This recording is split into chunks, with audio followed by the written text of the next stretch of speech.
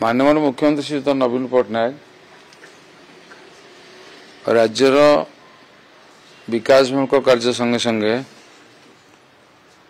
असहाय लोकंकर बहुत किसी योजना कार्यकारी कर सुविधा भल मंगल एवं से दृष्टि विभिन्न वर्गर विभिन्न श्रेणी लोक विभिन्न योजना सब कराई एवं से योजना भितर आप देखिए काली माननीय मुख्यमंत्री घोषणा करिसेंती जे जो मानकर सब रेशन कार्ड अच्छी 96 लक्ष रेशन परिवार को 1000 टंका लेखाएं दि जाउची।